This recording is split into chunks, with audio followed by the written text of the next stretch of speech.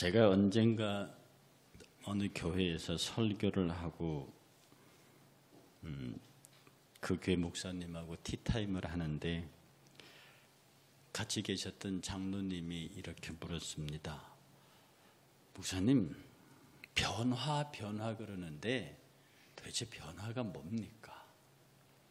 제가 상당히 좀 이렇게 충격을 받았어요. 충격이라는 게 하는 거 있잖아요. 제가 왜 지난번에 말씀드렸듯이 목사님이 새벽 기도를 하는데 장로님이 앉으셨길래 목사님이 깜짝 놀라가지고 아침에 그 장로님한테 전화를 걸으셨죠. 장로님, 웬일로 새벽 기도를 나오셨어요? 한 번도 새벽 기도를 안 나오다가 그분이 밤에 어디 갔다가 너무 늦어가지고 이 시간에 들어가면 와이프한테 야단 맞을 것 같고, 그러니까 새벽 기도나 하고 가자. 그러고 교회에서 새벽 기도 했는데 목사님이 쿵한 거예요. 목사님, 장로님이 왜 새벽 기도 나왔을까? 한 번도 안 나오다가 나오는 분이 그렇게 나오면 쿵 하는 게 있는 겁니다. 장로님 입에서 변화가 뭡니까? 그것도 강사 목사하고 첫날에 만날 사람은 그 교회 제법 중진 장로실 텐데, 그래서 변화를 이해하고 있지 못하구나. 사실은 너희가 변화를 받아라 하는 말에 대해서 정말로 그 말에 대한 저는 변화 받았습니다라고 신앙 고백하는 일이 이게 그때를 기점으로 좀 시간이 돼서 그때 기점으로 이게 쉬운 게 아니구나.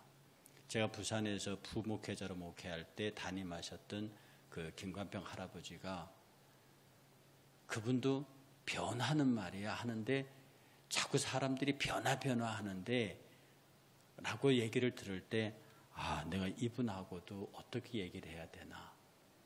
그때 상당히 젊었을 나이인데도 그때도, 왜냐하면 이 그리스도에게 오래되신 분들은 이런 약간의 영적인 용어들을 굉장히 힘들어 하시는 게 있습니다. 왜냐하면 워낙 말씀을 그대로 성경 문자 그대로 보시려는 경향이 많기 때문에 사실은 그게 굉장히 소중한 거거든요.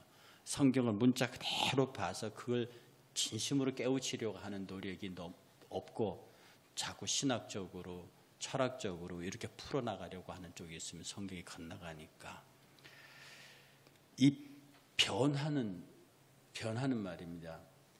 이 종이에 불을 붙여가지고 태워버리면 종이는 다시 재가 된 종이는 다시 종이로 돌아오지 못합니다. 이런 모양의 이런 변화를 우리가 궁극적으로 우리가 기다리는 변화는 그겁니다. 너희가 부활해서 호련히 변화하리니 썩을 것이 썩지 않을 것으로, 죽을 것이 죽지 않을 것으로, 이렇게 변화되는 그것이 우리에게서 궁극적인 변화입니다. 우리가 신앙생활할 때 이제 다시는 그거 하지 않겠습니다. 요거 고치겠습니다. 내가 변했습니다. 예배 안 드리던 사람이 예배를 잘 드립니다. 저 사람 변했습니다. 그것은 일반적으로 우리가 말하는 어떤 형태의 변화고요. 우리의 변화라고 하는 것은 썩을 것이 썩지 않을 것으로, 죽을 것이 죽지 않는 것으로 변화하는데, 그것의 궁극적인 요체의 한마디가 뭐냐 하면 부활입니다. 그러니 너희가 변화를 받아라, 이 말은 부활신앙을 너를 체화시키라 이 말입니다. 장차 부활이 되겠다라고 믿는 것에서 머물지 않는 거예요. 장차 부활할 것이라고 하는, 그렇게 될 것이라는 그 믿는 것만 부활신앙이 아니고요. 기독교는 부활을 가르친다라고 하는 교리적인 이해도 아니고요. 내가 실제로 부활신앙이 내 안에 체험되어서 그 부활신앙이 내게, 이것은 어떤 논리적인 설명이 가한 게 아닙니다. 그러니 이 부활신앙이 명백히 들어서게 되면 순교의 길까지도 그게 별로 대수롭지 않는 겁니다. 사람이, 제가 늘 말씀드리지만 2차돈이 부처를 위해서도 죽을 수 있어요. 유관순이 나라를 위해서 죽을 수 있다고요. 항차 그리스도인이 예수를 위해서 못 죽겠습니까? 그러니 죽는다고 하는 건 그 별로 그렇게 대단한 일이 아닙니다. 그런데 어떤 죽음이 대단하냐 하면 나는 죽을 의사가 없고 내 육신으로는 그 죽음을 감히 감당할 수 없으나 주의 영이 나를 이끌어 나로 하여금 순교의 자리로 가게 하는 그 죽음이 너무너무 하나님 앞에서 내 의지와 내 생각과 내 판단과 내 신념으로 주를 위해 죽는 것은요, 주와 아무런 상관이 없습니다. 이걸 오해도 할 수 있는 말씀이지만 제가 몇 번을 드린 말씀이에요. 평생을 주일 예배 한 번 안 빠지고 11조 한 번 안 걸르고 주일 봉사 헌신 한 번도 안 걸르고 마지막에 딱 죽을 때 그 영혼이 지옥에 떨어진다고 하면, 그리고 그 모습을 보고 마귀가 축배의 잔을 드는 모습을 보면 얼마나 우리 주님이 속 터지고 그걸 바라보는 정작 그 자신의 영혼이 얼마나 가슴을 칠 일이겠느냐 이 말입니다. 그러니 우리의 부활신앙이라고 하는 것은 나의 나된 것은 내가 그렇게 된 것이 아니라 주의 성령이 이끌어가는 것이고, 성령에 의해서 전적으로 사로잡혀서 갈라디아 2장 20절입니다. 부활신앙이 나를 전체로 사로잡아서 지금 내가 부활체를 경험하며 사는 겁니다. 이 부활체를 경험하며 사는 사람에게서 말하기를 사망아 너의 쏘는 것이 어디 있느냐. 부활을 승리하는 사람은요, 사망아 너의 승리가 어디 있느냐, 사망아 너의 쏘는 것이 어디냐. 우리가 그리스도 예수의 은혜 안에서요, 내가 그리스도의 십자가에 있는 그의 은혜로 변화받은 사람에게서 사망이 우습게 보입니다. 사망아 네 능력이 어디, 네 쏘는 것이 어디냐, 날 한번 죽일 테면 죽여봐라, 이런 거거든요. 이 사도 바울은 말하기를요 이렇게 말합니다. 사망에 쏘는 것은 죄다. 사망이 쏘는 것은 죄다. 우리로 하여금 죽게 만드는 게 뭐냐? 죄라 이 말입니다. 그런데 이 죄는 어디냐? 이 죄의 권능은 율법이다.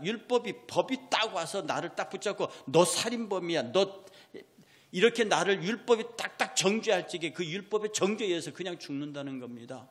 그러나 내가 부활체를 경험하는 순간에 성소의 휘장이 잘라진 예수 그리스도의 십자가의 죽음이 나를 율법에서 해방시킵니다. 누구든지 그리스도 예수 안에 있는 자는 결코 정죄함이 없느니라. 어떻게 정죄가 있을 수, 정죄가 없으니 그 죽음이 없는 겁니다. 사망아 네가 무슨 권능으로 나를 죽이겠느냐. 사망아 너의 쏘는 것이 어디냐. 그 쏘는 율법의 권능은 이미 끝이 났다는 거지. 그러니 예수 믿는 사람은요, 정말로 제대로 경험한 사람은요, 내 신념과 의지에 내가 말하는 52주 주일 한 번도 안 걸르고 헌금 한 번도 안 걸고 봉사 한 번도 안 하는 이것이 조선시대 유자들이 공자의 가르침을 위해서 정말로 신체발부 수지부모 이 머리카락 하나 지키기 위해서 차두가다지언정 차발 불가다니라, 내 목은 잘라도 내 머리카락을 못 자른다, 이렇게 하면서 머리카락 하나 지키기 위해서도 죽는 유자들처럼 내 신념과 내 의지와 내 그런 기질로 자기 예수, 자기 복음을 믿는 사람들은 거기에 충실하게 매서 사는 그대로 사는 것이지만 주의 구원과는 상관이 없다. 얼마나 무서운 이야기입니까? 그러니 내가 그리스도 안에 매인바 되어서, 예수께서 사도 베드로를 향해서 말하기를 네가 젊었을 때는 네 마음대로 띠띠고 네 멋대로 돌아다녔었지만 이제부터는 다른 사람이 너에게 띠띠우고 네가 원치 않는 곳으로 너를 데려갈 것이다. 내 인성과 내 인간성과 이걸로 말하면 도저히 내가 예수를 믿을 수 없고 복음의 생활을 할 수 없지만 주의 성령이 나를 강력하게 결박해서 나를 끌고 가시면 죽더라도 가오리다라고 하는 고백이 내 안에서 나오는 사람, 이게 변화받은 사람입니다. 변화는요, 내가 내 자신이 하나님 앞에서 철저하게 죽었다고 말하는 사람입니다.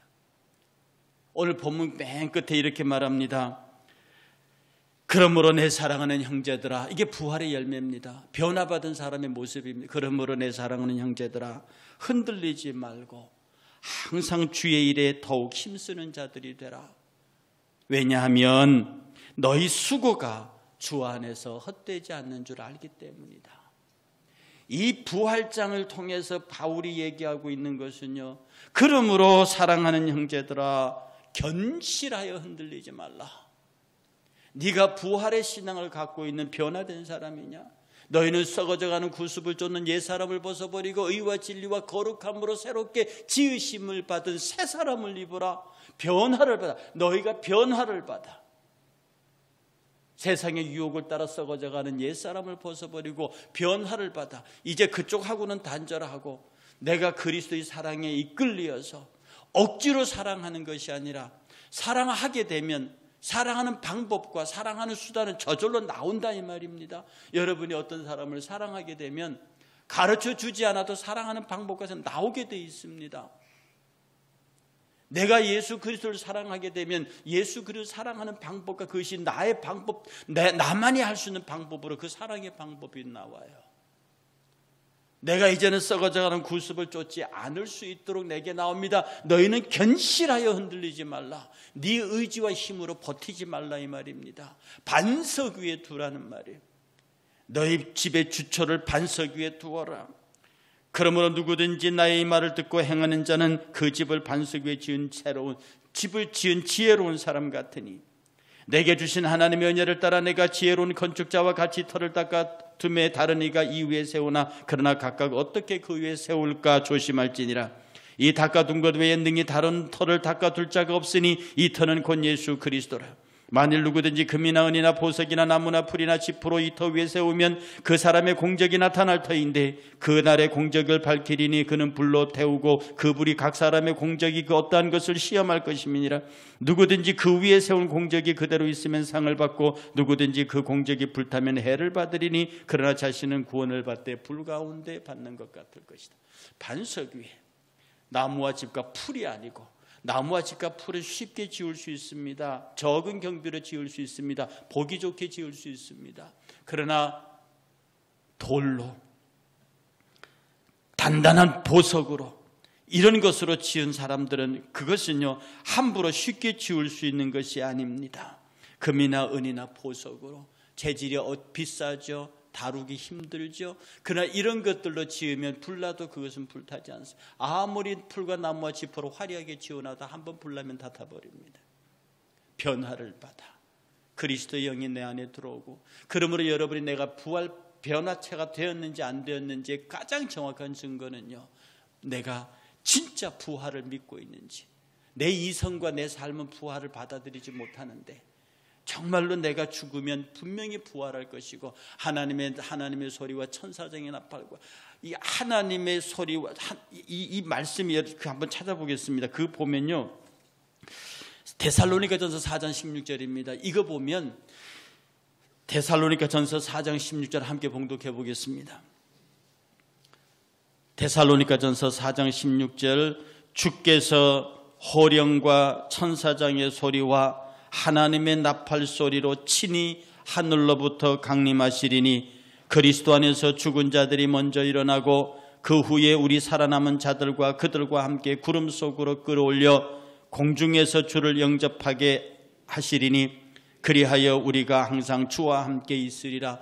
주의 호령과 천사장의 소리와 하나님의 나팔 소리에 이 세 가지가 뭐냐면 군대가 전쟁을 향해서 나갈 적에 소대장이 돌격 앞으로 하는 소리가 들립니다. 그러면 천사장의 소리예요. 그 뒤를 따르는 군대가 와 하고 함성을 지릅니다. 그리고 하나님의 나팔 소리가 들려 진군의 돌격 나팔 소리가 들린다고요. 이건 하나님의 군대가 앞으로 나가는 장면입니다. 주의 재림의 모양이 이러하다는 겁니다. 주의 하늘에 계신 주께서 자 이제 가자 하는 소리가 재림의 소리가 시작되면 천사장의 호령 소리가 그 뒤를 따르고요. 천사장의 소리가 함성 소리가 그 뒤를 따르고요. 그리고 하나님의 깃발이 그 뒤를 따르면서 주의 재림이 시작될 때에 그리스도 안에서 죽은 자들이 먼저 일어나고 그리고 우리같이 살아남은 자들도 그들과 함께 구름 속으로 공중 영접하는 사태가 일어나는 이것이 그냥 성경에 기록되어 있는 부활의 마지막 날이 사건이 아니고 눈만 감고 생각만 해도 머리끝이 찌릿 설 정도로 그 부활이 나의 부활로 확실하게 믿어지고 그리고 그 믿어진 상태 속에서 부활을 믿고 사는 사람의 신앙의 생활과 부활이 머리끝이 서도록 믿지 않는 사람과의 삶의 태도는 다를 수밖에 없습니다. 그것을 변화된 삶이라고 합니다. 정말 여러분이 부활 얘기만 나와도 머리끝이 씁니다. 주께서 주의 호령과 천사장의 소리와 하나님의 나팔 소리가 그 부활 강단에서 부활이라는 말만 떨어져도 재림이라는 소리만 들어도 가슴이 설레고 머리끝이 쓰는 이런 경험을 갖고 있고 그것이 간절해지고 그리고 거기에 맞추어서 여러분의 삶이 진행될 때 언제든지 부활주가 부르시면 올라갈 준비를 하게 있고 언제든지 천국으로 이사갈 준비를 하고 있고 언제든지 공중영접에 응할 준비가 되어 있는 그런 마음으로 세상을 사는 사람과 그렇지 않는 사람의 사이, 뭡니까? 변화를 받은 사람과 변화를 받지 못한 사람입니다. 여러분이 아직 세상의 구습을 쫓아갑니까? 여전히 불탈 것으로 예비된 세상에 어차피 불타버릴 그 세상의 것들에다 계속 여러분의 수고와 공력을 갖다가 칠하면서 덧붙이십니까? 우리가 먹고 사는 것 중요하죠. 언젠가 말씀드렸듯이 먹고 살기 위해서 일한다면 너무 서글프지 않습니까? 먹고 살기 위해서 일한다. 더 좋은 것을 먹고 더 잘 살기 위해서 일한다. 어찌 그것이 짐승의 삶과 다르다 하겠습니까? 너희는 부활을 받아 썩어져가는 구습을 쫓는 옛사람. 내가 하나님 앞에 생명을 얻었으니 당신이 먹을 것을 주실 것입니다. 내게 자녀를 주시고 내게 가정을 주셨으니 주께서 지키실 것입니다. 내게 육신을 주시고 건강을 주셨으니 주의 일을 하게 하실 겁니다. 나를 어떻게 쓰실지. 그 위대한 세례 요한조차도 하나님 예수 앞에 서서 나는 광야의 소리다. 나는 단지 소리에 불과하다고 말하는데 하나님 내가 소리라도 쓰였으면 좋겠습니다. 여러분이 그렇게 온전히 이것이 부활신앙입니다. 바로 이것이 변화받은 신앙입니다. 여러분이 오늘 아침에 조용히 한번 여러분을 점검해 보십시오. 정말 부활 얘기만 나오면 가슴이 설레는가? 재림 얘기가 나오면 머리끝이 설 정도로 정말 긴장이 되고 내가 주를 살아서 영접할 수 있다는 말인가?